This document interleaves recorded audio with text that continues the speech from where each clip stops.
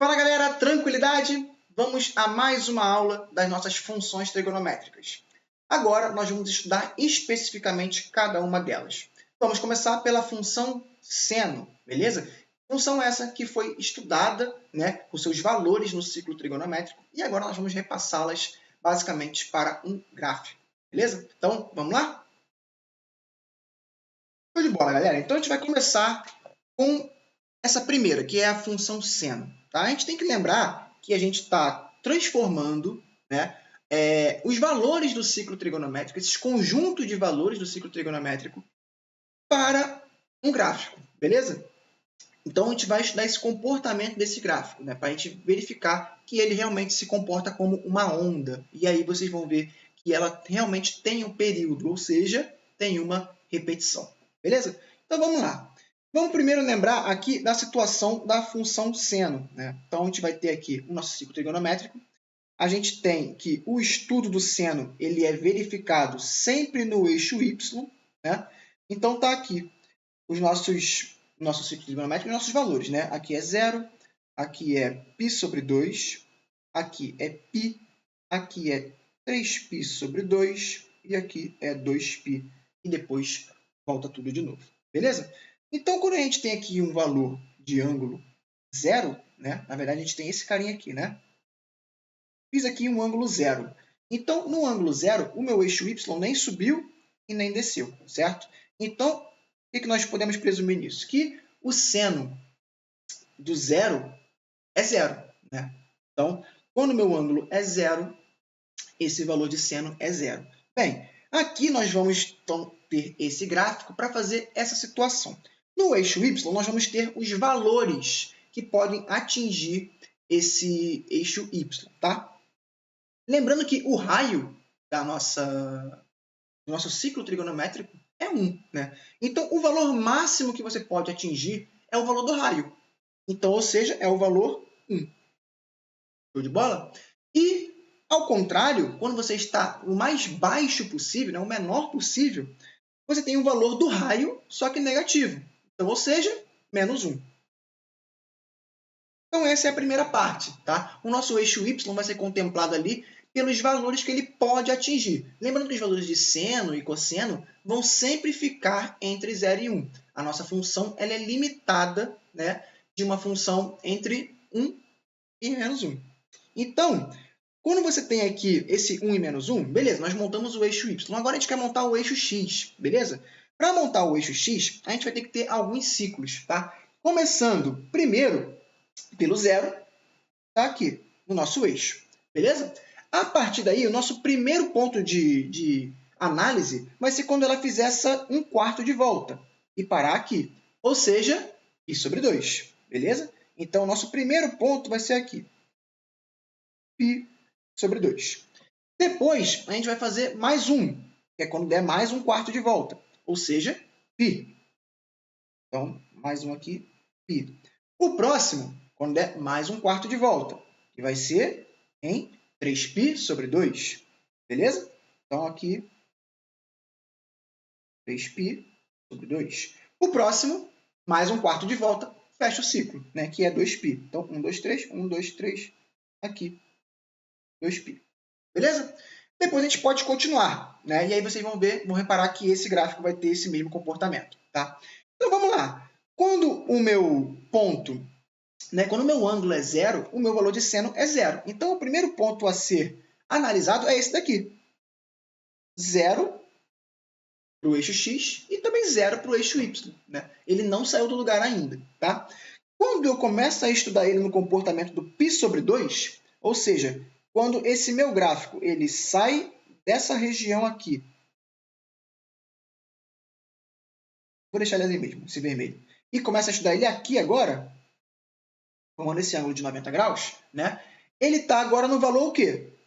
No valor do raio. Esse valor é 1. Então, quando ele for π sobre 2, o valor de y dele vai ser 1. Então, π sobre 2 é 1. Então, é basicamente aqui que é o nosso ponto. Beleza? Quando ele é π sobre 2, quando o ângulo é π sobre 2, o valor é 1. Então, esse é o nosso primeiro ponto, tá? Para ser marcado. Show de bola.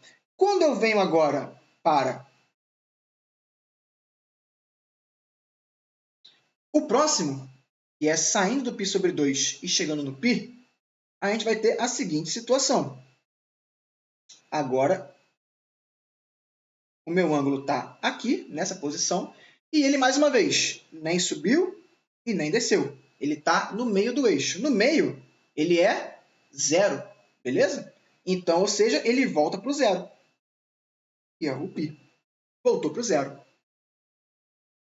Tá ok? Ele subiu para o 1, agora ele ficou aqui no zero. Nessa mesma reta aqui. Tá bom? Zero. Show de bola. Próximo. Quando ele sai do π, ele vem por 3π sobre 2. Só que aí ele vai para a parte negativa e atinge o seu ápice, que é esse cara aqui, certo? Esse cara aqui vai ter o valor menos 1, certo? Isso aqui vai ser menos 1. Então, ele sai daqui e fecha aqui no menos 1. Ó. Então, você vem aqui percorrendo essa linha aqui, sabendo que ele vale menos 1. Então, no 3π sobre 2, ele pega esse ponto. É o ponto do menos 1. E quando ele volta para o 2π, ele volta para a posição original, que era o quê? Zero. Então, ele volta aqui para cima do eixo. Ou seja, a partir daí, repara que ele fez esses pontos aí, que agora é só você ligar através de ondas, através de arcos, né? Ou através de semicircunferências, né? Então, você vem aqui, ó, ligou essa, ligou essa. E você vai ligar essa, aqui você liga essa. Se você for ver esse comportamento agora, qual seria a próxima? A próxima, depois do 2π, seria 2π mais π sobre 2, ou seja, seria 5π sobre 2. Então, a próxima seria 1, 2, 3, aqui. Aqui seria 5π sobre 2, que é o quê? O 5π sobre 2, na verdade, é o 4π sobre 2 mais π sobre 2, concorda? 4π sobre 2 é 2π, ou seja, é uma volta completa. Então, deu uma volta completa mais π sobre 2, ou seja, ele para aqui no π sobre 2. Ou seja, é a próxima 1/4 de volta, beleza? Então, a partir disso, você sabe que ele tem que se comportar do mesmo jeito que ele se comportou lá no início, quando ele estava no π sobre 2. Então, ou seja, ele vai parar aqui, nessa volta aqui, quando é o valor 1. Certo? E assim você vai criando. Ó. Agora ele faz isso aqui de novo. Na próxima ele vai fazer isso aqui. Na próxima ele vai fazer isso. Na próxima ele vai fazer isso. E assim vai. Né? Se você for reparar, quais serão agora os próximos valores aqui? Né? Se eu tirar essa setinha aqui, pronto, e continuar esses valores, continuando esse cara, 5π sobre 2, o próximo, 1, 2, 3, é aqui, vai ser 3π.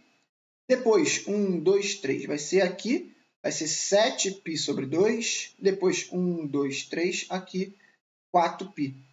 Então, ele vai ter esse comportamento. Ó. Agora, ele desce, quando é 3π, ele vai ter esse comportamento. Aí, depois, vem para cá. Depois, vem para cá. E assim vai. Né? Repara ó, que essa onda, quando você começa a verificar, ela começa a ter uma repetição. Né? Começando aqui, terminando aqui. Beleza? Então, esse camarada aqui, ó, todo esse cara aqui, é o período. Né? É o período da sua função seno. Então, o período dela vai ser 2π. A cada 2π, ela repete. Então, fez um comportamento de 0 a 2π.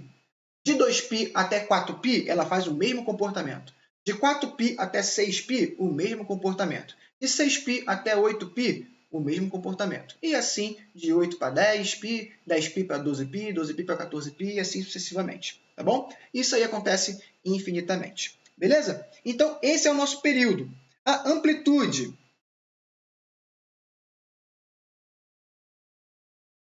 A amplitude, né, nesse caso, é 1. Né? Repara que foi o valor aqui, né? onde ela conseguiu esse ponto médio, né, aqui entre o valor máximo e o valor mínimo, né, aqui, ó, fez com que ela fosse uma unidade para cima ou uma unidade para baixo, tá bom? Qual é o valor máximo e o valor mínimo? Valor máximo dessa função, 1.